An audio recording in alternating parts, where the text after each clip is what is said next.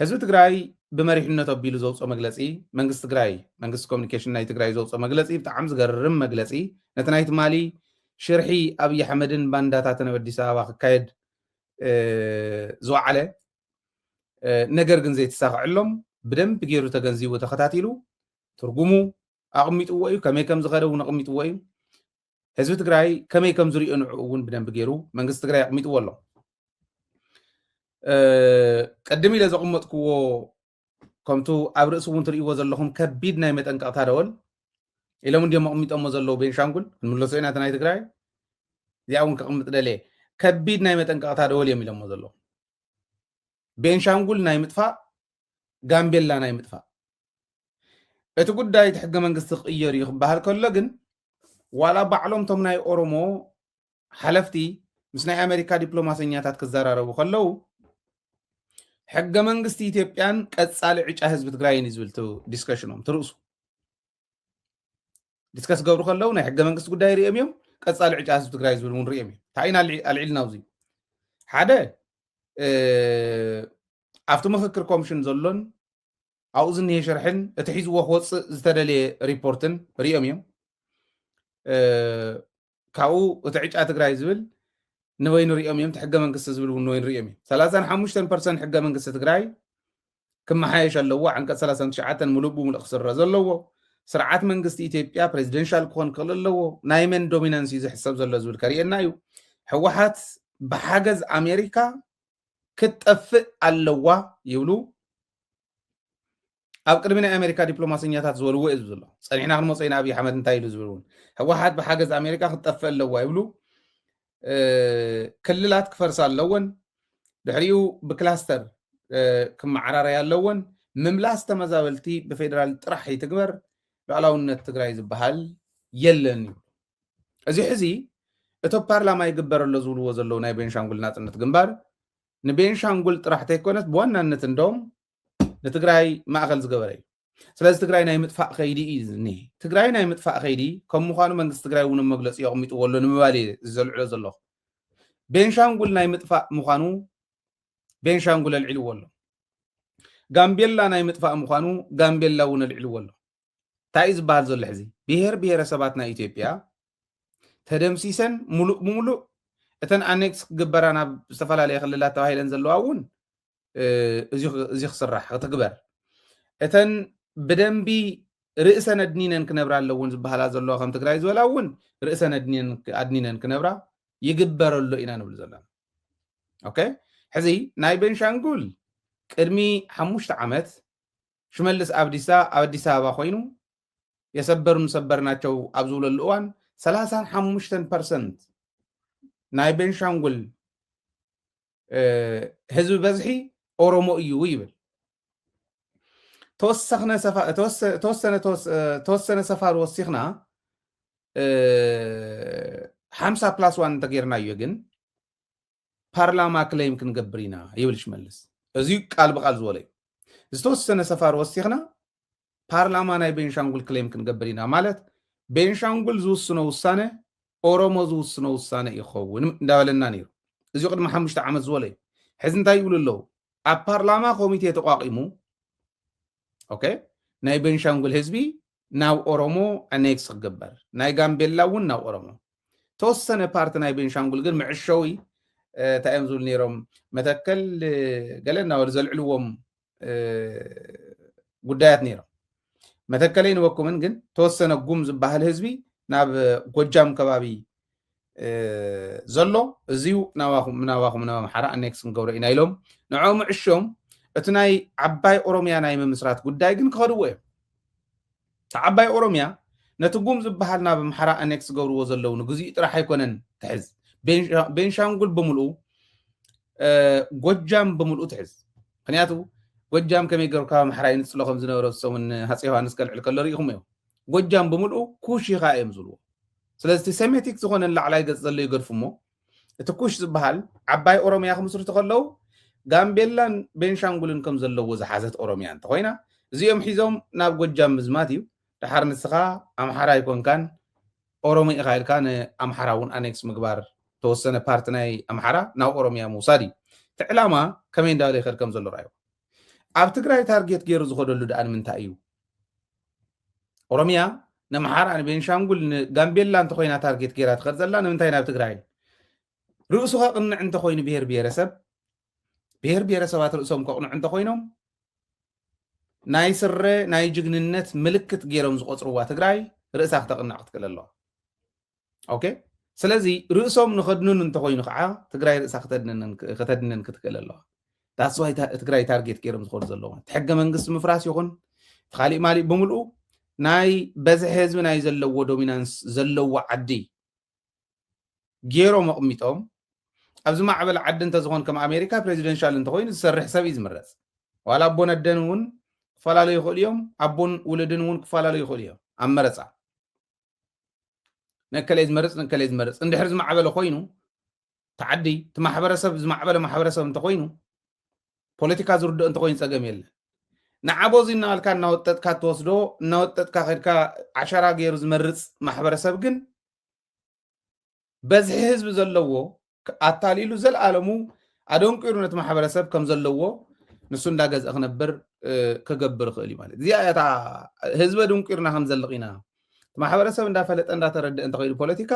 ክሳገር እዩ ተዘይኮይኑ ግን ህዝቢ ድንቂርና ኣብ ልዕሊ እቲ ካሊእ ማሕበረሰብ ቸቸኢልና ዋዕ ንስኻ ቸቸኢልካየኒ ኻን ኣይ ንስኻ እንዲኻ ትገዝኦ እንዳበልካ እንዳታለልካ ንምኻድ ኢትዕላም ተዕላምኦም እዚኣ እዚኣ ትመፀና ኣላ እሞ ሓደጋ እያ ህዝቢ ኢትዮጵያ ብሓፈሻ ህዝቢ ቤንሻንጉል ህዝቢ ጋምቤላ ከዓ ብፍላይ ተለዓሊ እዮም ዝብሉ ዘለዉ እዚኦም ሕዚ ማለት እዩ ኦኬ ንምፃእ ናብቲ ናይ መንግስቲ ኮሚኒኬሽን ናይ ትግራይ መንግስቲ ኮሚኒኬሽን መግለፂ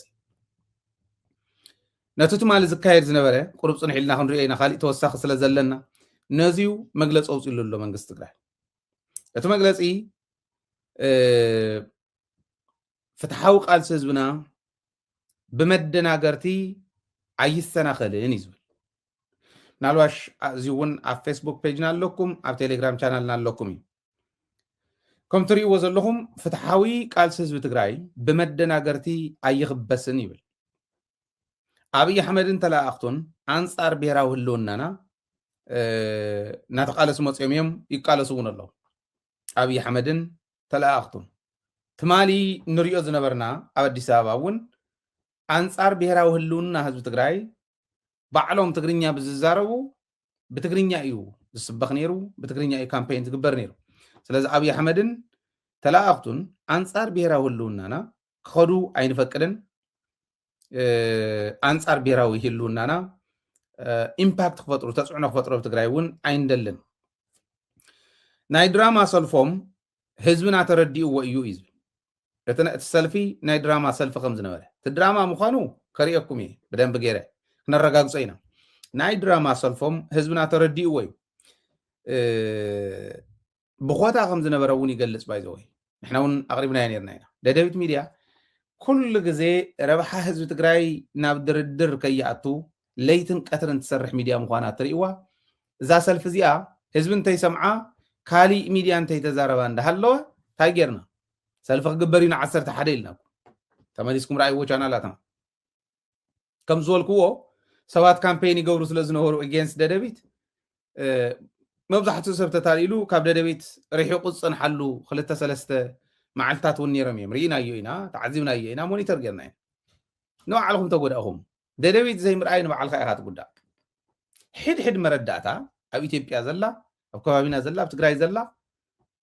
ኣብ ደደቢት ኢኻ ትረኽባ ለዚ እዚኣ እንታይ ምዃነን እንተን ትሕዝቶ ናይተን ጭርሖታት ኩለን ኣልዒልና ኢና ዘየሪኢኹም መንግስቲ ኢትዮጵያ እቶ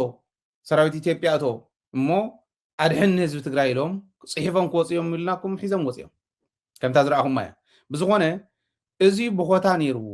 ንሕድሕድ ወረዳ ናይ ኣዲስ ኣበባ ኮታ ተዋሂብዎም እዩ ነይሩ ይብል መንግስቲ ኮሚኒኬሽን እቲ ኮታ ብተግባር ክዓሪእና ኣብ ናይ ግሊ ኣካውንተ ይረኣይዎ ኢኹም ከይድኩም ፅዳት ሰራሕተኛታት ናይ ፅሬት ሰራሕተኛታት ፅርግያ ዘፅርያ ናይ ፅዳት ሓለፍቲ ገለመለ ተኣኪቦም እዮም መፅኦም ኣብ ናይ ግሊ ፌስቡክ ፔጀይ ኣቕሚጠ ነይረ የቕምጥ ነይረ ኦረዲ እናተኸታተልናዮም ኣብ ዝነበርና ብጣዕሚ መስሓቂ እዩ ኮታ ተዋሂብዎም ወረዳታት ናይ ኣዲስ ኣበባ ፀረ ህዝቢ ትግራይ ክስለፉ ክንድኡ ዝኣክል ፀረ ህዝቢ ትግራይ ዝስለፍ ትግራዋይ ስለ ዘይርከብ ኮታ ተዋሂቦም እዮም ዝሰርሑ ነይሮም ይብል ባዕሉቱ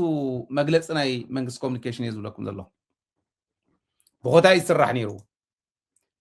ብኮታ ከዓ ሒዞም መፅኦም ኤግዛክትሊ እቶም ናይ ፅሬት ሰራሕተኛታት ይኹን እቶም ሓለፍቲ ይኹን እቶም ካልኦት ተጓሒፎም ዝመፁ ፀኒሕና ክንሪኦም ኢና ብደንብ ሓደ ብሓደ ባይዘወይ ግን ኣቃሊዕና ኢና ትማል እውን ብቅድሚኡ እውን ብቅድሚኡ ቀዲምና ከድናዩ ኢና ማለት እየ ስለዚ መንግስቲ ኮሙኒኬሽን ትግራይ ኣውፅዎ ዝኒአ መግለፂ ብዘን ክልተ መዓልቲ ዝወፅቕ ዘለዋ መግለፂታት ብጣዕሚ ዝገርማ እየን ትሕዝቶ እውን ንህዝቢ ዝሕብን ዘኹርዕ ምኳኑ ተግባር ትርእይዎ ኣለኹም ስለዚ ብኮታ እዩ ዝስራሕ ነይሩ ኮታ ተዋሂቦም ሒዞም ዝመፁ ነይሮም ግን ብኮታ መዲቦም ንሕድሕድ ወረዳ እውን ኣይኮነሎምን ኣይተሳክዐሎምን ስለዚ ፍሹል ኮይኑ እቲ ተሓሲቡ ዝነበረ ናይ ሽርሒ ሰልፊ ፍሹል ኮይኑ ተወዲኡ ተዛዚሙ ይብል ባህጊ ጀኖሳይደርን ተላኣኽቱን ብግልፂ ዝረኣናሉን ዝተማሃርናሉን እዩ ባህጎም እንታይ እዩ ዝብል ብግልፂ ርኢናዮ ኢና ይብል ባህጊ ጀኖሳይደርን ተላኣኽቱን ብግልፂ ኣርዩና እዩ ሕዚ እውን ከም ህዝቢ ክንነብር ላዕላውነትና ክነኽብር ታሪክናን ባህልናን ክነኽብር ናይ ግድን ይብለና እዚ ክንገብር ኢና ይብል መትከልን መርገፅን ህዝብን መንግስትን ትግራይ ፍሉጥ እዩ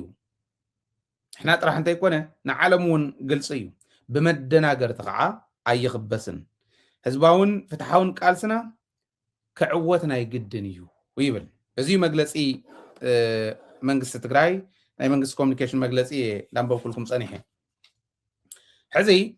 እቶም ባንዳታት ዝገበርዎ ሓደ ብሓደ ክንሪአን ኢና እቲ መግለፂ እዚ ግን በዚ ኣጋጣሚ ንመንግስቲ ትግራይ ብፍላይ ንመንግስቲ ኮሙኒኬሽን ቢሮ መንግስቲ ኮሙኒኬሽን እንተየድነቕኩ ክሓልፍ ኣይደል እንታይ እዮም ገይሮም ሓደ ነቲ ኩነታት ብደንቢ ገይሮም ተኸታቲሎም እዮም ካልኣይ ነቲ ኩነታት ብደንቢ ገይሮም ገሊፆም እዮም ኣብ ከምዚ ዝበለ መግለፂ ንሱ ኢኻ ትገብር መንግስቲ ኮሙኒኬሽን እንተኮይኑ ህዝብን መንግስትን ዘራኽብ ፀረ ህዝቢ ዝኾነ ፀረ ዓዲ ዝኾነ ነገር ክመፅእ ከሎ እውን ንዕኡ ዝምጥን መግለፂ እንዳውፀ ህዝቡ ዘንቅሕ ማሕበረሰቡ ብሓደ ወዲቡ ዝኸይድ ማለት እዩ ካሊእ ተኣምር የብሉ ስለዚ እዚ ብደንቢ ገይሮሞ እዮም ዝብል እምነት ስለ ዘለኒ የተድናቆተይ ማለት እየ እዚ ኢለ እንታይ እዮም ገይሮም እቶም ባንዳታት ዝብል ግን ንርአዮ እስኪ እንታይ እዮም ገይሮም ባይዘወይ ድራማ እዩ ከምቱ ፍሹል ድራማ ዝበሎ መንግስቲ ኮሙኒኬሽን ፍሹል ድራማ እዩ ነይሩ እቲ ድራማ ቅርብቱላን ፍሽኽ ከቢለ ከጅምረኩም ሓደ ብጣዕሚ ዘሕዝነኒ ኣብ ትግራይ ናይዞም ባንዳታት እዚኦም ከልዕል ከለኹ እውን ዘሕዝነኒ ሓደ ቆልዑ ገና ቆልዑ እንታይ ይገብሩ ከም ዘለዉ እውን ዘይፈልጡ ቆልዑ ኩታራታት ማለት ገና ቆልዑ ማሕበራዊ ሚድያ ምልጣፍ ስለ ዝኽኣሉ ኣብኡ ምዝራብ ስለ ዝኽኣሉ ናይ ሚድያ ተቃለስቶም ንሶም እዮም ከመይ ገይሮም ስፖይል ይገብሩ ከም ዘለዉ ማሕበረሰብ ራዩ ቋንቋ ይኽእሉ እንታይ ማለት ፖለቲካ ይፈልጡ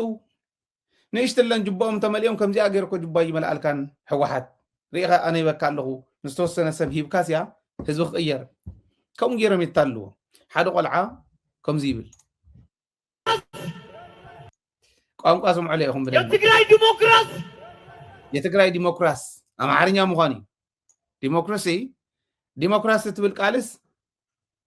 ኣምሓርኛ ክትኮን ከላ ዲሞክራሲ እያ ትኾን እዚ ቆልዓ ዳዊት ካሕሳይ ይበሃል ደጃት እናበለ ዝኸይደ ማሕበራዊ ሚድያ ብጣዕሚ ዝሓዝን ዝብለኩም ከምዚ ዝበሉ ቆልዑ ተታሊሎም ብገንዘብ ተታሊሎም ኣብርሃም በላይ 150,000 እትሉ እታ ሪሲት ተሪእኩም እየ ኣብ ዝሓለፈ ኣድላይ እንተኮይኑ እውን ክንልጥፋ ንኽእል ኢና ፌስቡክና ራእዩ ኢኹም ፌስቡክ ፔጅና ከይድኩም ራእይዎ ኣብርሃም በላይ 150,000 ቅርሺ ናብ ኣካውንቱ እቲ የበላሽዎ ነዚ ቆልዓ ስፖይል ገይርዎ በቃ እታ ሕልንኡ ዝመረዛ ከምታ ትርእይዎ ዘለኹም መድረኽ ወፂ ሰብ የለን ከምታ ማለት ከሪአኩም እየ እቶም ሰበብ ቅድሚኡ ዘለዉ እውን ትርእይዎም ኢኹም ታጭርሖ እውን ክትርእይዎ ኢኹም ግን ዘስሕቕ እውን ኣይኮነን ቁርትላን ፍሽኽ እንደበለና ኢለን ድ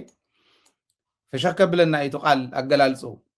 ኣምሕርሒራያ ሞይታስ ዲሞክራሲ ናብ ዲሞክራስ ቀይራታ ማለት እዩ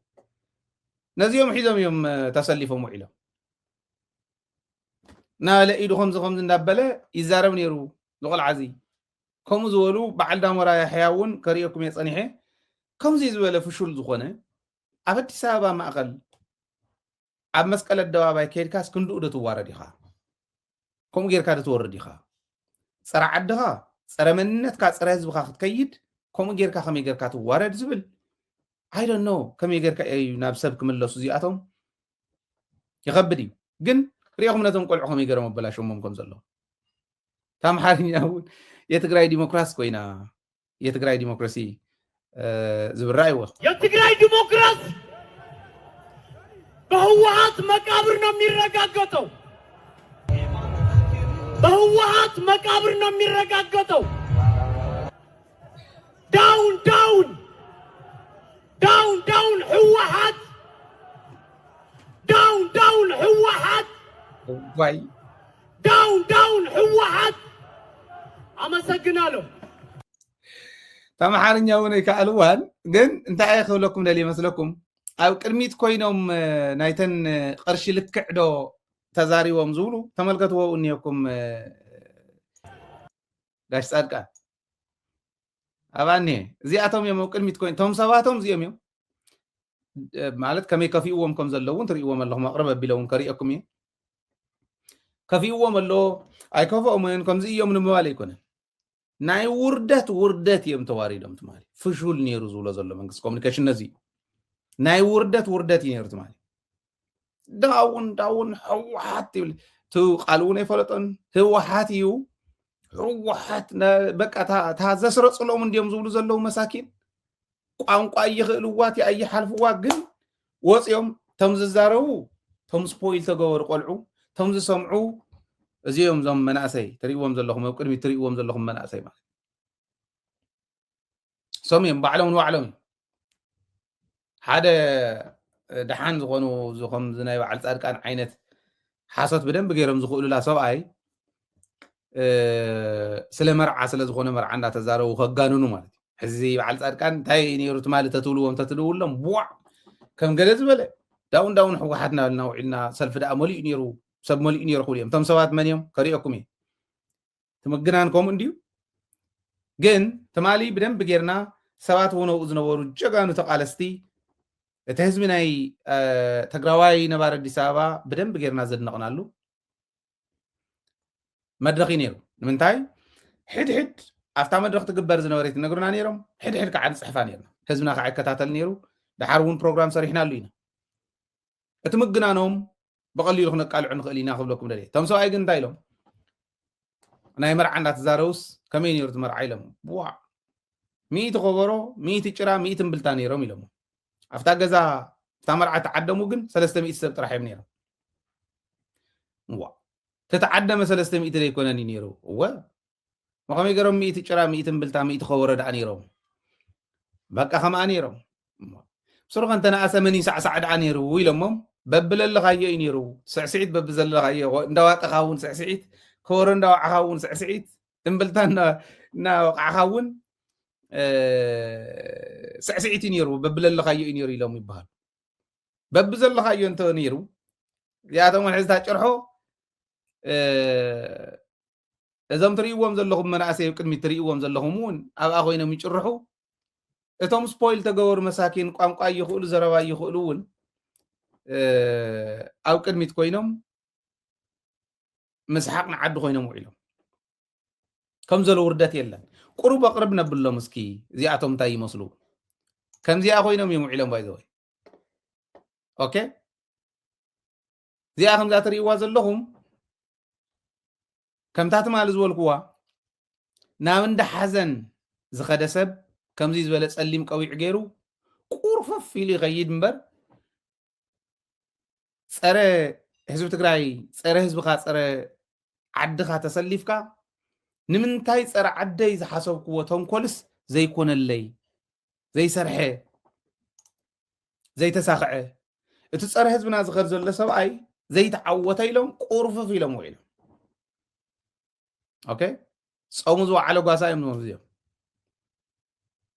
ابي احمد كم زي اجري صوت الله مالو ريهم حزي بوز حساب كم زن احنا نقول لهم زلنا يمسلو يخون እዞም ሰባት እዚኦም ይትረፍዶ ዜጋታት ኮይኖም ፀላእ እውን ክገብሮ ካብ ዝኽእል ንላዕሊ እንዲዮም ንዓዶም በዲሎማ ግን ዋላ ከምኡ ኮይኑ እውን ተመለሱ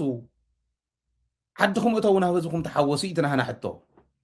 እዚኣ ግን ኣይገበርዋን ዓድና እንተ ዘይፍረስና ህዝብና እንተ ዘይፍረስና ኢሎም በታሕዚ ትርእይዋ ዘለኹም ሙድ ኣደዳ ኣብይ ኣሕመድ ክገብርዋ ነታ ዓዲ እዮም ዝኸዱ ፀኒሖም ዝኸዱ እውን ዘለዉ ከም ዘሎ ውርደት የለን ኣብ ማእኸል ኣደባባይ እዮም ተዋሪዶም ሕዚ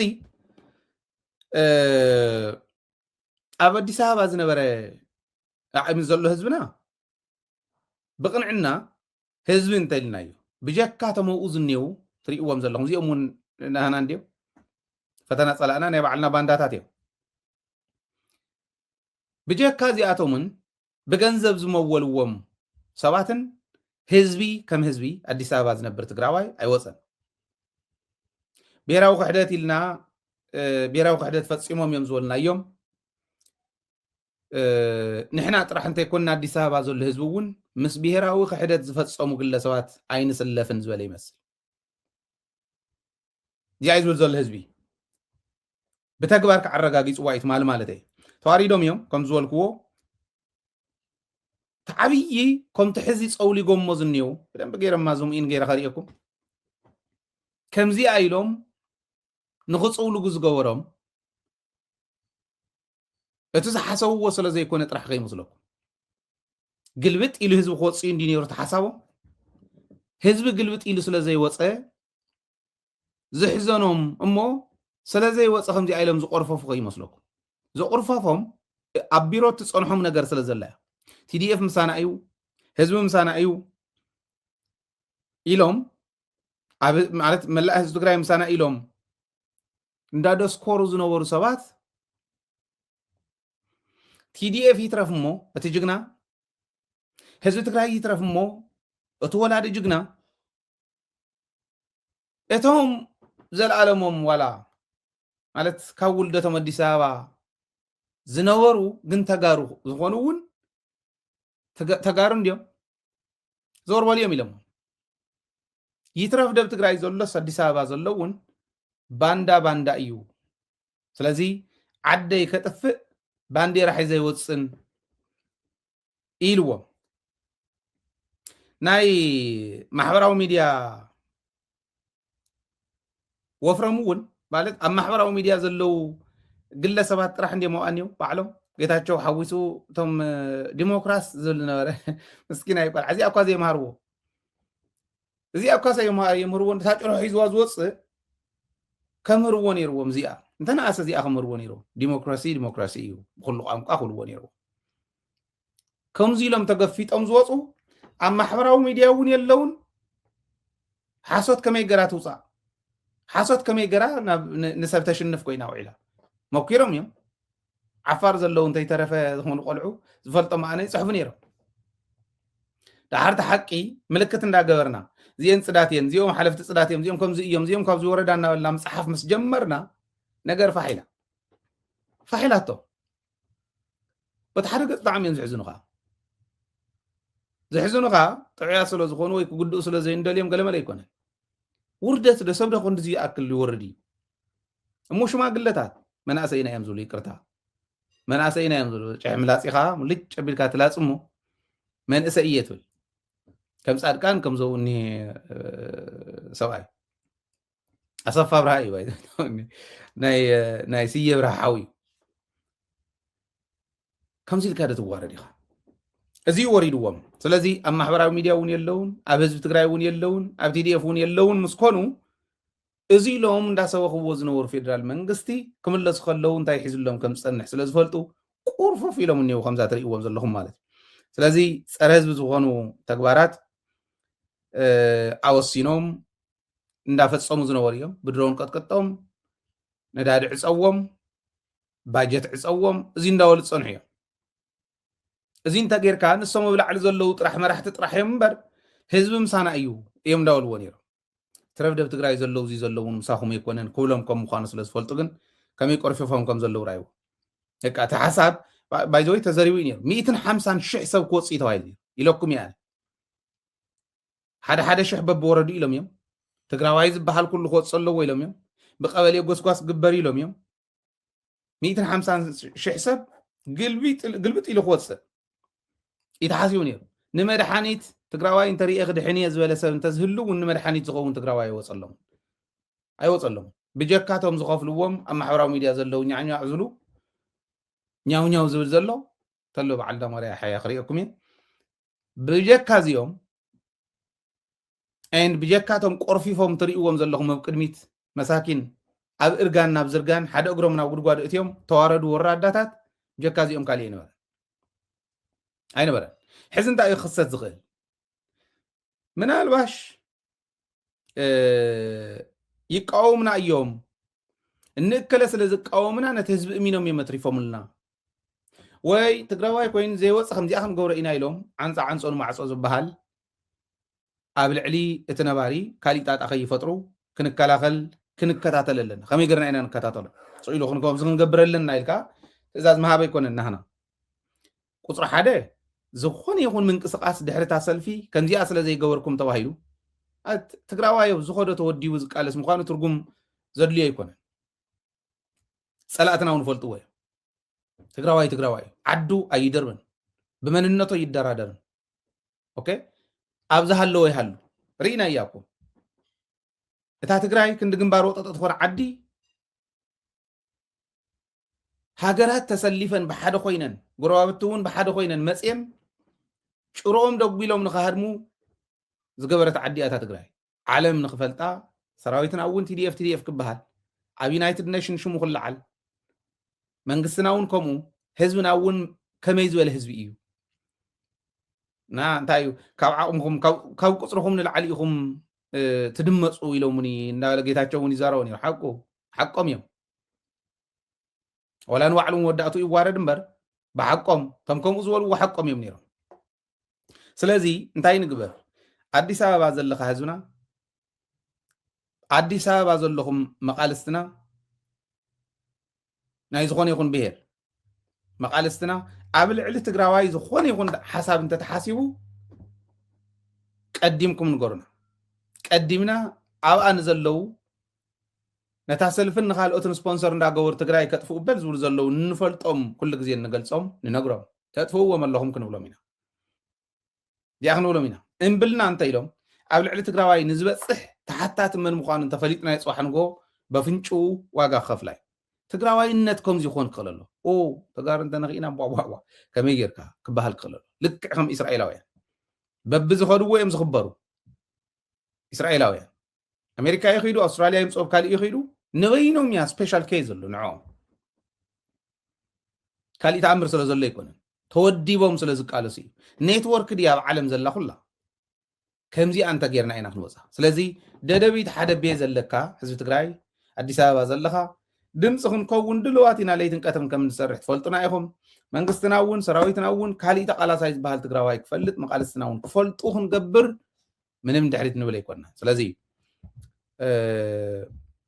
ኣብ ዝኾነ ይኹን እዋን ፀረ ትግራዋይ ዝኸድ ሓይሊ ዝኸድ ውዳበ ምንቅስቃሳት እንተሃልዮም ቀዲምኩም ፍልጡና ኣብ እስር ቤት ኣብ ካሊእ ንዘለዉ ይበልዕሎም እንዲዮም ተጋሩ ይስሩ እሞ ባዕሎም ብርሃነ ገብረ ኢየሱስ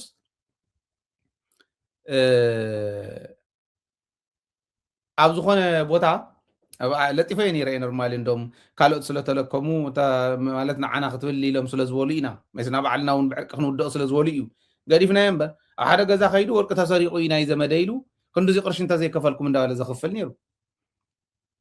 ነናብ እስር ቤቱ እንዳኸደ ተጋሩ እሲሩ ነቲ ወዲ ባዕሉ ነቲ በዓል ገዛ እውን እሲሩ ወይ ሽዑ ተጋሩ እሲሩ ገንዘብ ዝቕበል ሰብ እዩ ካልኦቶም እውን ከምኡ እዮም በይኑ ጥራሕ ከይመስሎም ከምኡ እዮም እዚኣ ንኸይገብሩ ነዚኣ እውን ብደንቢ ስልትን ዲዛይን እንዳገበርና ኣላ ክንከድ ክንክእል ኣለና እዩ እቶም ተቆርፊፎም ትርእይዎም ዘለኹም ግን እቲ ጉዳይ ናይ ውርደት ይኮይንዎም ከሪኦኩም እየ ሓደ ክልተ ኢለ እንታይ ይብሉ ከም ዘለዉ እንታይ ይብሉ ከም ዝነበሩ ንመን ኣኪቦም ከም ምዃኖም ንርአዩ ሕጂ እውን ምክንያቱ እንታይ ይመስለኩም ቆርፊፎም ንሪኦም ኣለና ኦረዲ ብጋኑ ግን ካልእ ሰበም ጽዮምኩም ትግራዋይ ባህል ከም ዘይ ወፀ ኢልና ክንዛረብ ከለና መርትዖ ክህሉ ክእል ኣሎ ከመይ ኢሎም እዮም ወፂኦም ቶም ካልኦት ብሄር ብሄረሰባት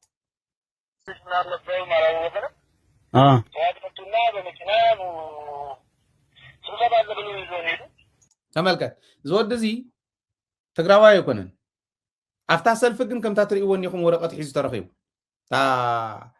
ሒዝዋ ዝኒሄ ጭርሖ ሒዙ ተረኺቡ መፂኦም ኣኼባ ኣሎ ኢሎም እዮም ወሲዶምና ይብል ስምዕዎ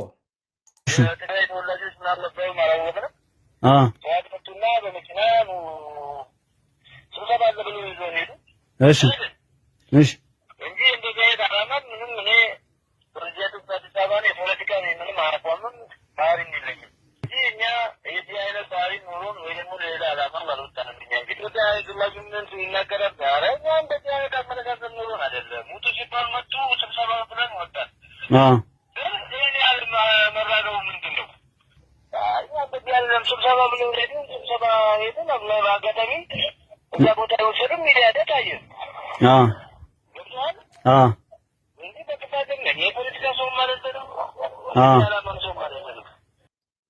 ከምዚ መሰለና ኣኼባ ኢሎም ወፂኦምና ድሓር ኣብኡ ካልእ ኮይኑ እንዳራገቡ ረኺብናዮም ከምኡ መሰለና ነይሩ ኣኼባ ይመስሉና ነይሩ ድሓር ኣትሒዞምና ታጭርሖት ሒዞምና ድሓር ናብ ሚድያ ተራእይና እዚኣታ ተኸሰተት እምበር ብስሩ እውን ክንስለፍ ኢልናስ ኣይወፃናን እዩ ዝብል ተጋሩ ይኮነን ብለኩም ኣሎ ቶም ናይ ካልእ ብሄር እውን ክወፁ ከለውስ ከመይ ገይሮም ኣታሊሎም ከም ዘውፅዎም እዩ ዝነግረኩም ዘሎ ከምዚኣ ጌርካ ውፂኻስ ፀር ዓድኻ ተሰለፍ ትብሎ ንኻሊእ እዚ ሰብኣይ እዚ ሕዚ ከመይ ይንዕቆም ይኾን በዓል ጌታቸው ወራዳታት ፀረ ህዝቦም ክስለፉ ገለ ኢሉ ሕዚ በቃ መዛረቢ ናይ ሰሙን እዚኣ ክትከውን ፀረ ዓዶም ፀረ ህዝቦም ክስለፉስ ካልእ ብሄር መባዝሕቲ ኢሎም እእትዮም በቃ ተሰሊፉ ትግራዋይ ኢሎም ሪፖርት ንክገብሩ ዝኸዱ ወራዳታት እዮም ክብልዎም እዚኣ ክትበሃል እዚ ኢና ንብል ዘለና ንሕና እውን እንተነኣሰ ዓድኻ ምሻጥካ ህዝብኻ ምክሓድካ ከም ዘሎ ኮይኑ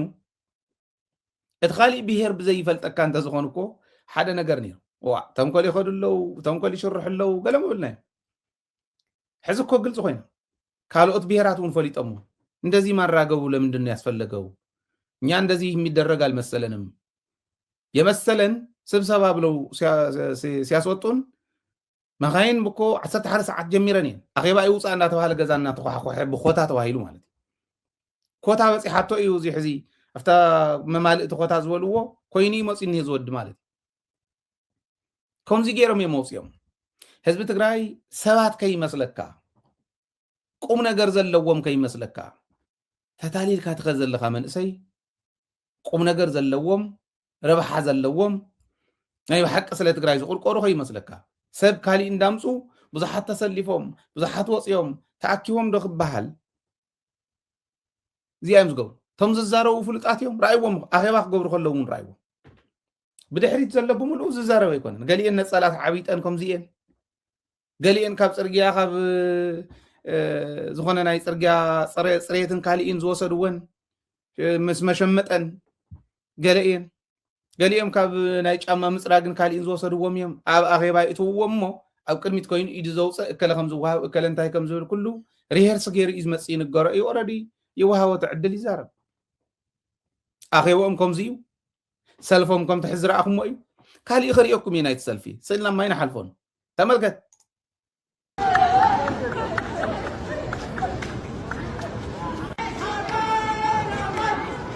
زين تسلفن وعيلن وعلى أبل توهون أخل زمن الله ساز اللوا دك أدي سبائن دك بير سوات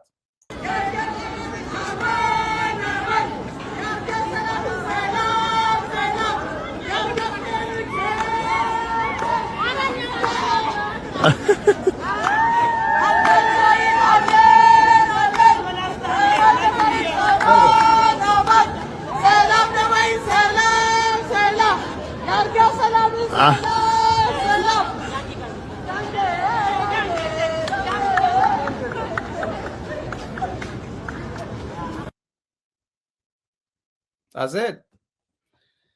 بير سب ناي بير سب شفرار يخمو يغني يوم دراما قال يوم توم نزخونة تاتزيز فلتوه حيال دراما ندار أي معلم كم تنحنا نداس حقنا يزوعلنا حيال دراما وركاتيو تجارو يوم تقراوا يكون يخم إلى خود كله سيل كاس حق يكون أنتنا تي principle عندنا عزة مكيرنا جنينا كنا دحنهم كم زولا وركات أبي أحمد من الواش بتن تلفزيون أبياتنا مونيتور سلز جبرون ريوم وين انتقينا أبي أحمد ونريو وانتقينا أبيت كم يقرني قوة مخون أبيت كم يقروا الردات مخوانهم الرجاجيس يخون تأمري بقى هاد جزء رحنا وشتنا نصنع حدنتنا نصنع قال سنا بدن بيجرنا نرد أيوم بر كم زيوم زول والردات كم زبالة ودك كسر حقلو نيشتلن فجج مبال في الشيخ مبال صبوي نعنا ونيزنانينا دراما كوي كم زول دراما يلن أديس أبا زول هزبي أديس أبا بيبعلو مالت زيوم كامر أين العلي خلي انتهي دراما تملكت مسكين مال نعو حد كعفو قصوم يحزي تملكت اللي ያው የጦርነት ዝግጅት እየተደረገ እንደሆነ ግልጽ ነው። ምክንያቱም ወጣት ዝም ብላ አፍሰህ ወደ ማሰልጠኛ ተቋማት አስገባው። በግልጽም ወደ ሱዳንም እየተሸጡ ነው፣ ወደ ኤርትራም እየሄዱ ነው። ስለዚህ ወጣቱ ወደ ጦርነት እንዳይሄድ እነሱ ወደ ማሰልጠኛ ምናምን እንዳይሄዱ በተደራጀ መንገድ መቃወም አለባቸው፣ መታገልም አለባቸው። ተመልከቱ እዚህ አሕዘል ማዝያ ትባል ናይ በሰሮ ግምል ትመስል ሰበይቲ ብተሓሳስ መልክዓ ይኮነ ፈጣሪ ክፈጥረካ ከሎ ናይ ባዕሉ ምክንያት ኣለዎ ኩሉ ፅቡቅ እዩ ብመልክዕ ደረጃ ቦ ይኮነን እዚ ሓዚ ፈረኽረኽ ዝብል እንታይ ትዛረብ ከም ዘላ እውን ዘይትፈልጥ ብድሕሪኣ እቲ ናይ ተስፋሕፋሕቲ ባንዴራ ራእይዎ ተተሓሳስባ መን እዩ ብድሕሪኦም ገይሮም أينا التحساسبا بدحريهم غيرهم يمزخور زلو زبل كم زي زبل أسوات وكو أتام أخلا كوميتي غيرهم صنع حكومة التحوها سبت سعينا وتقراي سبيه اللان عدي زي أتمكو حزو حد كن وقصان تقولنا بزينو كسائز زلوان حيدوكم حزب صنعت زقالس زلو أوشت ولا تسقمات نده اللو فتحوا نداولنا نسو مفتاح عويوم تنكركرنا ولا أنت خونه انتنا أسات قراوي إنتم حليفهم يهاون كم زين زولا ناي بصرو جمل فرغ زبلا جنانتينا خايز فرس حماق زلون جن ما أغلاي كوميتي إلى حزام صنحة واحد بزيتو وقص بالي يعني تما تقدر تقرفوه لو سودان تشيطون إرترا تشيطون انت قبرك شيت تارجيتنا كم عرب تقرأيو سودان يكون بين شانغول يكون إرترا يكون تارجيتنا معراب تقرأي إيو سمين معراب تقرأي إيو مريتنا مملاس إيو زيانا فنقبر نسودان مخاري يد لينا نيرترا مخاري يد لينا سرهو تقرأي سلطينو فتخ زي بالمخانو بتكبر الرقاقيسو زيا يقولولو تبلوم زل زي أتن حزي مقلت إني خات سنة قل أنا مسزان كم زي إزولا واقا زي باللن واقا زي باللوم قل له سبات زي كتفاي دلن جزي زطفء حواحات كابزي تمهر كم زي يوم زبلا عقم بيس نمنم زي يخونا مالي نتجزي عبزو جزي زنيه قالسي اتي خاص عبزو خوني يخون نايك قالسي مسمر نجر كود تفازي يغلا irrelevant زخونه بريزنسن كم زي زبلا هيك انا يدو قرنا ملكعي ميزان سبات حيزم أغلى كوميتي حواحد كم زوج صنو زولنا زنورس نزيان حيزم مغانم كحسب كله حواحد بزيز نقفان سب مالي ودب كم ودب تايز قبر سبي زفري حقي أبالي زفري أبال تفري أبال تهنس سب إن هنس كاتتكا إن هنس كا حزن دبرت إن زيادة خت تكو وين من يجتاج وصفة وين منجورينو زيادة خت تكا نزيان كتكا إلهم ديم حيزم صني حميز بزلو تتكا أن أفرقا إخات خرقو هم يتود بكايدو إزينا هم قصهم زقبانا أوكي سؤالهم كافي كم زم صوان زي فلتا أمسيهم زملؤوا وغداغديو ازي اتنع واحد كتوقصل زغبا امبر بقالس درجه كمز يوم كمز يكونون يلكا اتنقف ودبونه يكونتن اوكي ميديا ون نقف اندينا حدا غزي دحر كبيد سباون نواتاون عنوت مبصحو بستغبر بسلات استملؤ دردر كينات تግራይ بسممعنت بريتوريا تخنبيتو سبات كبلع استصاودا افمز قلقل افن مدف تمرقت حزي دامورا يا حيا زي فلط انت يمسلكم عالزيوم ونو نيرم مسكين مستم مصعمدو مالتي مالت كم شماغله بترت حيزم قالتا سائلهم ون بي اي رييم الله فتيو لبتيو حوحات نزيوم يا ناي ميديا سبات الى حزا صنح ما اغلاي كوميتي راح يكوننا نغمغم حوحات زفريتو منغست تግራይ زفريو ناي ميديا سب زي تايب لي حد زي خمسة تسمعوا حزو خمسة خبل كله قلقلي أتحقق في نديتو قصة مرة حتى نازل له قدوفو كم أي تواتنا تزوق قصلانو قصة نعبنت علماز تبهال سب ما أغلاي كوميتي قرم حزم صانيحهم كيريات تبهال منهم كو بوليتيكا حلفية كويندي بوليتيكا علم نابي يقص الكاين ايديولوجي مالت انتاي مالت ايديولوجي ناي حوحات وانتي فلت أزوصاي تفلت أزوصاي دي أن حزب بوليتيكا نياتات كتب لنا يتغل أو حوحات وش تصلت صنحة حدا نا يونيفرسيتي بروفيسور يلوكمي 30 عامات وارديا خوينو يونيفرسيتي تحلي بروفيسور كوينه يوصن سوري وارديا نا يونيفرسيتي حدا وارديا نا يونيفرسيتي وارديا خوين 30 عامات تحلي وانا تا يونيفرسيتي بروفيسور كوينه يوصدي 10 عامات صنيحه 30 عامات صنيحه انت زبلازياتن او حوحات وشتي امصراي امودات ابارو زوصا سبات يندي انتلو ጌታቸው አቤት ይገሉና አዝግባ ፌደራል መንግስቲ ናይ መማህራን በጀት ናይ ጥዕና ባጀት አይከፍልን አይብድብን ተመልከት ናይ ጌታቸው ናይ ህልኽ ዘረባ ሁሉ ግዜ እት ኢቫሌት ትገብሩላ መልክዕ እዚኣ ዛትሪዋ ዘለኹም ማለት ህልኽ ያ እዚኣ ማለት ህልኽ ያ ተንቀጥቅጦ ዘላ ከንፈርስ ካዕ ዘንቀጥቅጥ ተዛርቦ ዘላ ናይ ፌደራል ናይ መንግስቲ ናይ መማህራንን ናይ ካሊን ባጀት አይከፍልን እዩ ትግራይ አካል ሙሉ አካል ናይ ፌደሬሽን ትኸኖ ለሏ ፕሪቶሪያ በልኻ መረጋጋጽ ማለት አካል ፌደሬሽን መልያ ትሆን ማለት ንሕናሞ ሙቁይልና ዘይኮነ ንቃለስ ዘለና ትግራይ ድሕሪ ሕዚ አካል ፌደሬሽን ኢትዮጵያ ክትኮነ ይትኽእልን ኢልና ኢና ንቃለስ ምክንያቱ ሃገር ክትኮነ ኣለዋ ክንብል ከለና ክሞቆና ከሎ ንብሎ ዘረባ ኣይኮነን ትግራይ ሃገር ክትኮነ ኣለዋ ክንብል ከለና መስዋዕትነት እውን እስካዕ ምክፋል ዘውፅሖም ነቶም ጀጋኑና ትግራይ ሃገር ክትኮን ስለ ዘለዋ እዩ ሃገር ትኸውን ምጽዋብ ምንኣስ መሪፃ ኣይኮነን ክትህሉ መሪፃ እዩ ፀረ ህልውና ምስ ዝኾኑ ሓቢራይ ትዳጎነን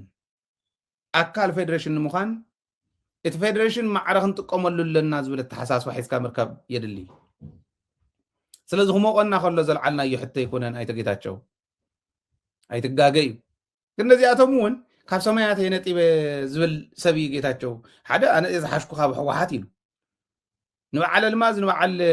ኬርያ ገፊጦም ሒዞም ስለ ዝፀንሑ ክንዱ ዝኣክል ጌታቸው ንዕቆም ቃል ብቃል ዝበሎ እዩ ቃል ብቃል ተዛሪቡ ጌታቸው ኣነ ዝሓሽኩ ካብ ሕወሓት ካባይ ዝሓሸ እንተሊኩም መምፂ ኢለዮም ስኢኖም ገዲፎሞ ዳስዋይ ከፍ ኢለ ዘለኹ ኢሎም ማይጨው ኣኼባ ገይሩ ኣብ ዝተዛረቡ በዓል እዚኦም ዋህዮ ማለት እንታይ እዩ መሰረታዊ ውዳበ እንታይ እዩ እንታይ ገበርካ ኢኻ ትምርመር ሕፁይ ኮንካ ትፀንሕ ናይ ውድብ እዚ ብምሉእ እቲ ፕሮሲጀር ይፈልጥዎ ናይ ጣብያ ናይ ወረዳ ናይ ዞባ ገለና ወለ መራራሕ ይመፅእ ከምቲ ንሱ ዝበሎ ሰኢሎም ካብ ኣዲስ ኣበባ ገፊጦም መምፅኦም እትዮም ሞ ኣትዩ ኣካል ማእኸላይ ኮሚቴ ናይ ሓደ ኣባል ማእኸላይ ኮሚቴ ሕወሓት ኮይኑ እዚ ዘይፈልጥ ሰብ ነቲ ውድብ ኣይዲዮሎጂኡ ዘይፈለጦ ፕሮግራሙ ዘየንበቦ ፕሮግራሙ ዘየለማመደ ይንብሎ መን ይኽውቀስ ዘለዎ ሕወሓት ኣብ ሚድያ እውን እንተመፂና መን ይኽውቀስ ዘለዎ ሕወሓት ንምንታይ ናይ ሚድያ ሰብ ኣብ ዝሓለፈ እውን ከም ዝበልናዮ ሕወሓት ከም ውድብ ይትረፍዶ ፅኑዕ ዱልዱል ሚድያ ፅኑዕ ዱልዱል ኣክቲቪስት ወይ ፅኑዕ ዱልዱል ጋዜጠኛ እውን ክተፍሪ ዘይከኣለት ውድብ እያ እዚ ክውቀስሉ እዩ ዘለዎ ተመልከት ኣብ ማእኸላይ ኮሚቴ ዝነበሩ ሰባት እውን ፕሮግራም ሕወሓት ዘይፈልጡ ከምታ ዝረኣኹማ ዝፈረሰት ግምል ትመስል ሰብ ዝበላ እየን በዓል ኬርያ እየ فريع أنس تمسيخا فريع سوء تمسيخا تؤتمو زياتهم بقى خراباتها غيروم تياتن ون بدنبي لبابيسن قال يمصو ما أخلاي كوميتي حوحات وسانو زوسنو قالنا قالكا كلتا سلسته سب قدميت كوينم زوسنون إيدكاوز ناتوهالو إيدوم ناوص يخدو سكعز تقمتهم V8 سكعز هاوتهم عجاو سكعز مدبت إيدوم يوصو مسوصو بقى تايز ولا ناي ونجل انتربرايز يلو وقتها تي أول 3 عامات ملو ندا ساق يزنبر رأيتو لني را خيريا تحزر أخما سويتون كم تبل بعد زين صوتالو وصين سلاح وحات كزاروا حوحات أتا مالت حدا كزي يقرمن عندي أتوم الآية سبنت ناي سب ميزان النبلهم جاكانونا بعد حيلهم زحلفلو بعد ملس زحلفلو بعد سيوم زحلفلو ودب حوحات اللي كان ناس أوع خاسي حوحات زيهم نيرمو أخذوا لك لها تدنقص أنا دنقص أي ودم كل جزء إيز دنقص بكا كل جزء دنقص كم زيهم زول سبات كم يجي راح واحد حزام زيادة نحو واحد زنقفا بزي بصورة عطت ويبلن كتنقف الله كابكم زول حمام كدحنا الله كابكم كعجبني عجبتي استانتكو يمزي أم بناي آرت زراربا عجبت بدحريت زلو عجبت أكيد كخلت سلسة سب كونكاس زل العالم كم تنبر حلافكو إخا كتود كلغاس نابنت أتم صنع هزواونت هاللي ومحزي نتهز بنتن عصبة عقمهم زق على سزلو قلة سبات توديهم تزغنوا تخوينات ما تشم نقولون دي مصيب نعم زقد في يكونن نسمو يتم تزغنوا الماز دي ياخد مرحنا نيراتا كيريا دي ياخد مرحنا نيرا سولكم حساب بلوص سب زقبلو ودب كون له واحد إذا كمان كافن حوا حتى فرح متى يفرحوا العلنا شو ما العلنا خلنا نقف كلنا يدنقص أمه يهارمون 3-4 معلت خافت ميديانا يطفوا قلقليهم لمنتاي بقى بتشبا عبد قافون ستانتن يهم عبد قفتنا يتودبون بتشبا طرح بتدمس طرح انبر ترجمو فتصم زي ترداكم ولكم يزردان ازيو اي خيدنا حواحات ملامل اكيغا يمصي بو خطقصل يبلا هاتي امنت زي بو انت قصيلا كتودق يا كنودق كاينا مغنياتو ካልኦት ውድባትና ከም ሕወሓት ደልደላ ይኮነ ከምኡ ዝበላ ቦዚን ተዝህሉ ቃል ውፅኢት ቃልሲ ናይ ሕወሓት እውን እዩ ዝደልደለ ፓርቲ ምስራት ህዝቢ ከዓ ዝመረፆ ምኽታል እዚኦም ውፅኢት ቃልስና እዩ ሕወሓት ዝወደቐትሉ እዚ እዩ ኢልና ምቅላስ ብስሩ እንድሕሪት ከይንብል ናይ ዓድዋ ጉዳይ ኣልዒልና እንዲና ናይ ቤተ ክህነት ጉዳይ ኣልዒልና እንዲና እዚኣቶም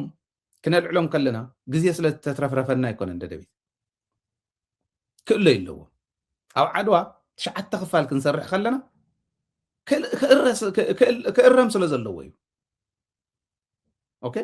كأرم اللو نص مصرفي ناي مصرف تودبيو مصرف تمنجستيو مصرفي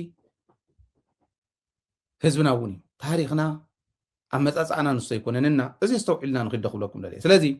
إذا يوم غيره بعد زي يوم تأكيوم دائم زول نيرم مسلكم فدال منجست تون دي نيرت قداي حكاي زي أكو ياتو نيرة تعبى يشرحهم فيدرال آتيو ناهي تقرأي ناهي مدحانن ناهي مكلخالن حلافنتي واصعب كاتب تعبى يشرح بقد ميزنا ورتسا فيدرال منغستي إتو فيدرال سراويت إتو يا فيدرال سراويت انت آتي انت يقدر እንደፈለክ ሰልጥን ከኤርትራ ጋር ከሱዳን ጋር ከማን ጋር እንደምሰለጥን እናምናለን ሰልጥን ምንም አታመጣም ከራስ ሰልጥነህ እዛው ነው የምትሞተው ትግራይ ውስጥ ነው መንቀብረህ አሁን የመጨረሻ ምንም አንደራደር ፍየል ማን መርጥም ፍየል እንደባለፈው ሰው ምን መርጥ እንዳይመስል ላም ፍየል አንመርጥም ሰውን ተውና ማለት ነው ሰውማ ምድረገጽ ትግራይ ላይ ከትግራይ ውጭ ያለውን ብሔረሰብ እናሰፍርበታለን እመን እዚህ አግበር የሚለው ኦኬ أنا يكون كنت زلوا بعلوي بعلهم يوم كم زلنا له أنت أتينا تقولون إن مرسن كفتون إن مرسن لحس كنا بلوكم ينايز ولا بعل كده شوكا إتو ንምንታይ ልሕስ ሰብሎን ህዝቢ ትግራይ ይብሉ ኣለዉ ኦኬ ንሕና ኸ እንታይ ንብል መራሕትና ኸ እንታይ ይብሉ ይንኸድን ቶም ናይ ንየ ፀላእትና ቶም ካብዚ ዝኸዱ ጅብኦምን ከውዶምን ምሕሰብ እዮም እቶም ሓሻኽር እቶም ብገንዘብ ዝምውዕ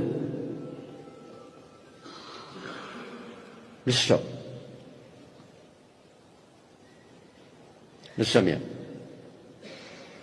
ክንነቅሕ ኣለና ክንሓስብ ክንክእል ኣለና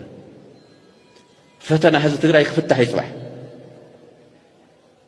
ኣብቲ ፈተና ህዝቢ ትግራይ ሸተተት ነቲ ህዝቢ ጥራሕ ኣይኮነን ዝጎድእ ነቲ ባዕሉ ነቲ ሸተት ዝበለ መጀመርያ ዝጎድእ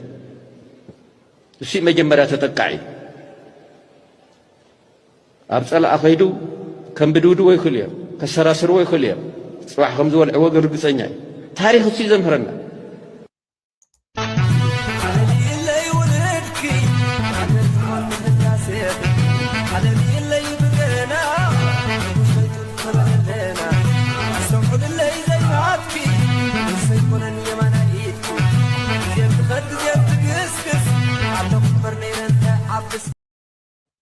ዚና ኣለና ስለዚ ሓሽከር ብልፅግና ሓሽከር ባንዳ ሓሽከርቶም ታሪኻውያን ፀላእትና ኮይኑ እግሪ ታሪኻውያን ፀላእት እንዳላሓሰ ዝመፅእ ትግራዋይ ከጥፉ እንዳመፁ እንዳሃለዉ እንዳፈለጠ ከሽዐይ እንተመሊኣ እንታይ ኢተወን እንዳበለ ናይ ከሽዑ ሓሳኹ ክቕልብ ከሽዑ ክመልእ ጅቡኡ ክመልእ ህዝቢ ትግራይ ዋጋ ናብ ዋጋ ንዕዳጋ ንክእትዎ ንዕዳጋ ሒዝዎ ክወርድ ዝኸይድ ባንዳ ንትግራይ እየታልላን ትግራይ ፈጣሪ እውን ምስ ምዃኑ ትፈልጥዎ ብዝወፅዎ መድረክ እንዳተዋረዱ ዝኸዱ ምዃኖም ከም ፀላእቲ ከምቲ ዝረኣኹሞ ናይ ትማሊ መድረክ እዩ ንሕና ጥራሕቲ ኣይኮነ ካልኦት እውን ፈልጥዎ እዮም ፀላ ክመፅእ ከሎስ ኢትዮጵያ ክመፅእ ከሎስ ኢትዮጵያ ክትመፅእ ከላ ናብ ትግራይስ ኣብይ ኣሕመድ ክመፅእ ከሎስ እቶም ዓንተወይ እተው ዝብልዎም ዝነበሩ ከም ዝረኣኹሞ ክመፅእ ከለዉ ከጥፉኡና ምዃኖም ንሕና ጥራሕ ኣይኮንና ንፈልጦ ካልኦት እውን ከምኡ ይብሉ እዮም ውጊያ ትግራይን ለመውጋት ነው የሚል መሆን የለበት ለማጥፋት ነው የሚል ቃል ነው የሚገልጸው ይሄ መሸወድ አያስፈልግም it is very serious የትግራይ ተወላጆች በተለያየ አሰላም ውስጥ ሆነው ከህወሓትም ከምንም ጋር ባለው ቅሬታ በተለያዩ መንገዶች አያለውኝ እኔ ከጋዜጠኝነቴ አለፍ ብሎ ለመናገር አሁን የሚካሄደው ውጊያ ለማጥፋት ነው ስናፍ እዚና ንብል ዘለና ሕና ሕዚ ዝካየድ ውግእ ንምጥፋእ እዩ ህወሓት ክነጥፍእ ኢሎም እዮም ዝመፁ ክመፁ ከለዉ ህዝቢ ትግራይ ከጥፍኡ ከም ዝመፁ ግን ብተግባር ሪኦምና እዮም እንታይ ኢኻ ክትብል ነዚ ኣዲስ ኣበባ ሃሉ ወፃእ ሃሉ ካሊእ ሃሉ እንተነኣሰ ኣብ ዝኾነ ይኹን ንፈላለ ፀገም የለን እንተነኣሰ ብዛ ሕዚ ዝብላ ዘሎ ዘፈላለ ትግራዋይ እንተሃልዩ ግን እእምርኡ ናብ ናይ እእምሮ ሕክምና ይኸድ ዘሎ እእምርኡ እዩ ክሕከም ዘሎ እሱ ይኽርዳእ ዘሎ ኦረዲ ትማሊ እኳ ኣብይ ኣሕመድ ዝበላ ኸሪአኩም ኣብዚኣ ነትኩም ትማሊ 2021 ናብ 2018 ሶሪ 2021 ናብ 2026 ኣብ 5 ዓመት ውሽጢ ኣብይ ኣሕመድ ናበይ ክቕየር ኢልኩም ኣብይ ኣሕመድ ሕወሓት ክነጥፍእ ኣለና ሕወሓት ምጥፋኣ ሙሉእ ብሙሉእ ምጥፋኣ ንቀርኒ ኣፍሪካ ዓብይ ሰላም ይዝህብ ኢሉ ንቀርኒ ኣፍሪካ ሰላም ዝህብ ናይ ሰብኣይ እዚ ምጥፋእ ናይ ስርዓት እዚ ምጥፋእ ምዃኑ ዓለምና ፈለጠቶ መፅያ ንሕና እውን ፈሊጥናዮ ቤንሻንጉል እኳ ሰውፅኦም ኢሉ ሕወሓት ድያ ክጠፍእ ንስኡ ክጠፍእ ቆረድ ጠፊኣ ኢልና ነይሩ እንዲ ሕርጭ ኮይኖም ተበቲኖም እዮም ኢልና ነይሩ እንዲ ሕርጭ ኮይኑ ተበተነ መን ምዃኑ ፅባሕ ንክንሪኦ ኢና ኣብ ምንታይ ደረጃ ከም ዘለና እውን ፅቡቅ መሃራይ ዝኾነ ኩነታት ኣለና ኢለ እየ ዝኣምን ብዋናነት ግን ተጋሩ ኮንኩም ነጌታቸው ይኹን ንፃድቃን ትኽተሉ ዝነበርኩም ሕዚ ተረዲእኩም ክኾኑ ዝብል እምነት ኣለኒ እንተነኣሰ ሕዚ እንተዘይተረዲእኩም ግን ሕልናኹም ክምርመር እዩ ዘለዎ ኢለ እየ ዝኣምን ሓራ መሬት ዘለውን ይበታተን ኣለኹም ትሪእዎ ዘለኹም ይርድኦ ኣሎ ብጣዕሚ ፅቡቕ እዩ ሓደ ብስሩ ወደን ጥሩስ ሰብ ኮይኑስ ሞላ ስገዶም ዝረኸቡ ዓይነት ጥቕሚ ክረክብ ኣነ ክደራደር እየ ዓሻግን ወዲ ዓሻግን ይምፃእ ሙዝ ይንከራተት ኢሉ ክኸይድ ከሎ እንታይ ተኣምር ከምስ እዩ ህዝቢ ትግራይ ንምጥፋእ ፀላእ እኮ ይኣክል እዩ ኣይንጠፍን ኢልና ንቃለስ ስለ ዘለና እምበርቲ ሓሳብ ከምኡ ዝበለ እኮ ስለዘይነበረን ስለዘየሎን ኣይኮነን ህዝብኻ ከጥፋኣልካ እዩ እንዳበለካስ ዓፋር ኮንካ ትንከራተተሉ ምናልባሽ እንደውም ኣይትጥፉ ኢልኩም ድሓን ድርድር ይገበር ተባሂሉ ሰላም ብሰላም እተውን ተተባሂልኩም ንስኹም ትብተኑ ናፍታ ዝመፃኹማ ትብተኑ እቶም ዝደራደሩ ዘለዉ ግን ተስቢ ስልጣን ተስቢ ገንዘብ ክደራደሩልኩም እዮም ሞላስ ገዶም ዝገበሮ ሕማቅ ገይሩ ማለት ኣይኮነም ኳዕ መፀም ኳዕ ተደራደረ ጅግንነት እውን ይሰሪሑ ፋሕ ጭንግራ ሓትሂለን ይመፅዩ ሰራዊት ሒዙ ይወፅዩ ብየማነ ፀጋም እንዳጋለሀ ንኩሉ ተፃወደሉ መፃወድያ እንዳበጠሰ ይመፅዩ ዓብይ ጅግንነት እዩ ዝተፈፀመ ነገር ግን ሞላስ ገዶም ፕላስ ተምስኡ ዝነበሮ መራርሓ እዮም ተጠቂሞም ላታ እዚ ኩሉ ከርተት ዝበልሉ ኩሉ ዓመት ኣብ ኤርትራ ተንከራተትሉ ደምሒት እሶም ተጠቂሞም ላ እምበር ዋላ ማንም ኣይተጠቐመ ዓፋር ዘለኻ ሕዚ ሰቆጣ ዘለኻ ሕዚ ፅባሕ ንግሆ ናይ ወደን ጥሩ ናይ ጉዕሽ ገብረ ድርድር ምስ ሕወሓት ገዛ ዝተውህቦም መሬት ዝተውህቦም ካልእ ዝተውህቦም ብዘይግድስ እንተገይሮሞ ማለት እዩ ከም እንተመፂሎም ተዓባይ ንሳቶም ፅበይዋ እዚኣ እዚኣ ምስ ረኸቡ ንስኻ ኸናባይ ናፍታ ዝመፃኻ ኣላ ዜሮ ካብ ዜሮ ሀ ኢልካ ክትጅምር ኢኻ ሕዚ ኣብ ጎኒ ቲዲኤፍ ኮንካ እንተተቃሊስካ ኸ ኣይትጠራጠር እቲ ሕዚ ዝኒሄ ተሓሳስባ ኣይኮነን ፅባሕ ንጎ ዝመርሐን ትግራይ ወየት ኩነታት ሒዙና እምበር ቃልስና ትግራይ ንዝተቃለሰላ ክትከውን ምግባር እዩ ያ ከዓ ክንገብራ ኢና ስለዘይንጉዳእ ዘለና ኣይኮንናን እዚ ሚድያ ጠጠው ዘይነብሎ ኣደ ትግራይ ክትጥቀም ስለ እንደልያ እዩ ሕጂ ኣይኮነን ሕጂ እውን ብርግፅ እታ ዝኽኣልናዮ ንገብር ኣለና ፅባሕ ንጎ እታ ኣደ ኮሪዓ ትነብረሉ ተቦ ኮሪዑ ዝነብረሉ ተሓርበኛ ተጋራላይ ኮሪዑ ዝነብረሉ እቲ መንእሰይ ኮሪዑ ዝነብረሉ ዓዲ ኢና ክንምስርት ተስፋ ትመፃእ ወለዶ ዝኾነት ዓዲ ኢና ክንምስርት እዚ ስእሉ ጃሃራ ከይመስለኩም ብፕላን ኢና ንኸድ ብፕላን ስለ ንመርሖ ሚድያና እዩ ዘይወድቕ ክንድድላዮም ቻናል የጥፉ ካልእ ይግበሩ ኣባና እውን ይመክሩ ፈጣሪ እንተሓሊና ፀሎት ወለዲ እንተሓሊና ክንገብራ እንደልያ እዚኣ ኣብ ትግራይ ዝኒሄ ግዕዘብ ብምሉእ ዘይፍታሕ ነገር ከይመስለኩም ኩሉ ክፍታሕ ዝኽእል እዩ ዘይፍታሕ ፀገም የለን ኣብ ትግራይ ኩላ ክትፍታሕ ትኽእል እያ ክትፍታሕ ከላ ከዓ ብምሉእነት ክንፈትሓ ኢና ትግራይ ነቲ ዝተቃለሰላ ከም እትኾን ጌርና እዚኣ እታ ክትፈልጥዋ ዘለኩም ፈተኹም ፀላእኹም ግን ተምፅዎ ለውጢ የለን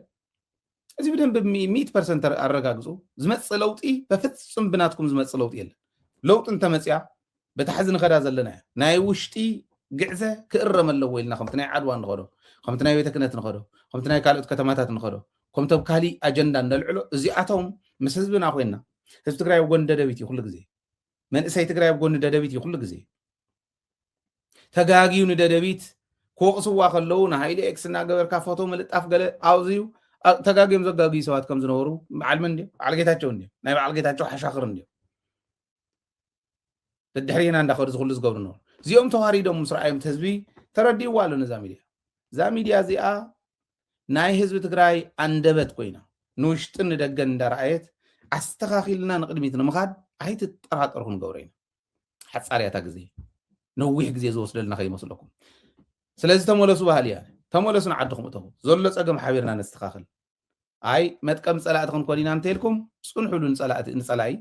መጥቀም ክንዎ ንግዚኡ ክስዕር ከም ዘይኽእል ግን ትፈልጡ ኢኹም ምስ ተሰዓረ ናበይ ከም ተኣትኹ ንሪአኩም ኢና ንዓኹም ጅሆ ሒዙ ይኽደራደር ነዚኦም ክእል ብደልኩም ኣብ ዘለውዋ ነዚኦም ክኣስረልኩም ኣብ ዘለውዋ እሞ ክንዕረቕ ኢሉ ፅባሕ ንግሆ ከምኡ ኢሉ ከም ዝዕረቕ ኣይትጠራጠሩ ለዋህያ ሕወሓት ኣምፃለይ ዳ እናተይ ክትብል እያ ትረፍደ ናይ ባዕላ ሙሩኻት ናይ ቀደም እውን ሻዕብያ ዝማርኾም እውን ሃውና ናህና እዮም ቅዲ የብልኩምን ዓዲ ኢና ንምስርት ዘለና ኢሎም ባዕሎም ዝማርኽዎም እውን እጀኹም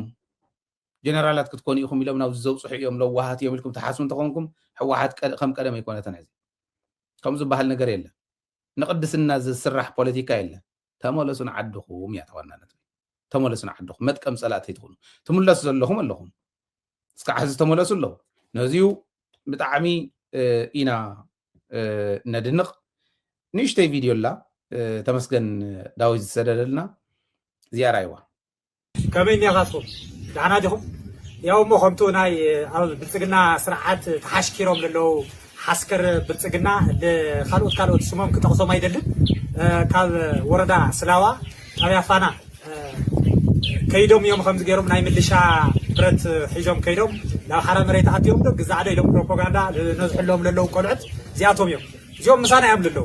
ተሳሒትና ኢና ጌጋ ስራሕቲ ሰሪሕና ኢና ከዚ ግን ናብ ኖርማል ቦታና መፂና ኢና ልብል መልሲ ልሃውና ብፆትና እዞም ቆልዑት እዚኣቶም እዮም ማለት እዩ ን13 ቆልዑት እዮም እዚኦም እዮም ሕሶት ነቃልዕ ኢና ንብለና እዚዩ ብተግባር ማለት እዩ ስለዚ ኣይከዱን እዞም ኣሕዋትና ኣብዚኦም እኒአው አንቱም ዘይኮነ ኢንፎርሜሽን ተሕልፉ ኣለኹም ሰባት ንትግራይ ይጠቕመን ንህዝቢ ትግራይ ይጠቕምን ነዞም ብፆት ነዞም ኣሕዋትና እውን ኣይጠቕምን ጌጋ መንገዲ ኸይዶም ነይሮም እዮም ናብ ትኽክለኛ መንገዲ ክመፁ ከዚ ኣብ ምኽሪ ይርከቡ ማለት እዩ ካብዚ ብላዕሊ ምንም ዝብሎ ነገር የብልን እዙይ ተሓቂ ቴንክ ዩ ሓሶት ነቃልዕ ኢና ስለዚ ሓሶት ነቃልዕ ኢና ደደቢት ከዓ ነቱ ሓበሬታ ከምዚ ጌራ ትሕልፎ ማለት እዩ አንቱም ተመለስኩም ፅቡቅ ካልኦትኩም እውን ተመለሱ ናብ መስመርኩም እተው ናብ ህዝባዊ ቃልስኩም እተው ቀሪብና ኢና ይትጠራጠሩ ሰራዊትና ድልው እዩ መንግስትና ድልው እዩ ህዝብና እውን ድልው እዩ መንነቱ ላዕላውነቱ ዘኽብር ብቕልፁም እምበር ብልመና ዝረኽቦ ላዕላውነት ከም ዘይብሉ ዘረጋገፀ ህዝቢ ዘለና እተን ኣብ መንጎ ኣፍቲ ነፍቲዩን ክፍተት ክፈጥሩ መኪሮም ዝነበሩ እውን ህዝቢ እናተረድአን ይኸደ ኣሎ ህዝቢ ይርድአን ኣሎ ጥራሕ እንተይኮነ ንዕአን ዝምጥና ስራሕቲ እውን ይሰርሕ ኣሎ ስለዚ ኣብ ጎኒ እዚ ህዝቢ እዚ ኮንካ ምቅላስ እዩቱ ትግራዋይነት ዝኸውን ፅባሕ ንጎታ ትግራይ ምሰው ሓስና እያ እቲ ዝቃለስ ዘሎ መስዋዕትነት ከፊሉ ምሰው ሓሳ ኣይ ኣነ እውን ትብፅሐኒ ኣልካ ክትመፅእ ከለኻ ርግፀኛ ኮይነ ዝነግረካ ትግራይ ንዝተቃለሰላ እያ ትግራይ ንዝሓለዋ እያ ትግራይ ንዝሰርሓላ እያ ትግራዋይ ንዝኾነ እዩ ኦኬ ዓዱ ንዝፈልጥ እዩ ከውዱ ንዘቕድመ ኣይኮነን ስለዚ ትግራይ ናይ ሰብ ሞራል ናይ ሰብ ስረ እምበር ናይቶም ፀላእ ዝጥቀመሎም ሓሻኽር ፀላእት ኣይኮነትን እዚዩ ብደንቢ ተገንዘቡ ብግልፂ ማለት ስኢልካ ንፕሮፓጋንዳ ዝስራሕ ከይመስለኩም መንግስቲ ትግራይ እውን እዚ ገንዘብ ባህል እያ ስኢልካ ከም እቲ ዝነበረ ሩቲን ስራሕቲ ምስራሕ ትኽክል ኣይኮነን ትግራዋይነት ብምንታይ ክግለፅ ዝብል ብሄራዊ መግለፅና ወለድና ዘፅንሑልና ከም ዘሎ ኮይኑ ሕጂ እውን ከዓ ከም ህዝቢ ኣብዚ ዘመን እዚ ዘሎ ወለዶ ዝሪኦሉ መነፅር ብደንቢ ክፈሊ ብሄራዊ ረብሕኡ ክፈሊ ናይ ግድን እዩ ዝኸውን ዝብል ከቕምደልየ በብዘለኹም ሞ ሰላም ይኹነልኩም ሰላምን ዓወትን ምስ ጅግና ህዝብና ክኾን ናይ ኩሉ ግዜ ትምኒትናን ናይ ለይትን ቀትርን ስራሕናን እዩ ደደቢት እናሓገዝካ ደደቢት እናፋለጥካ ደደቢት እናዕበኻ እናደላድልካ እንተኸይድካ ጥራሕ ኢኻ ድምፅኻ ብኣግባቡ ዝስማዕ ቃልስኻ እውን ብኣግባቡ ፍረ ከፍሪ ዝኽእል ዝብል እምነት ኣለኒ እዚ ብደንቢ ተኣምኑሉ እዩ ደጊመ ሰላም ይምነ ትግራይ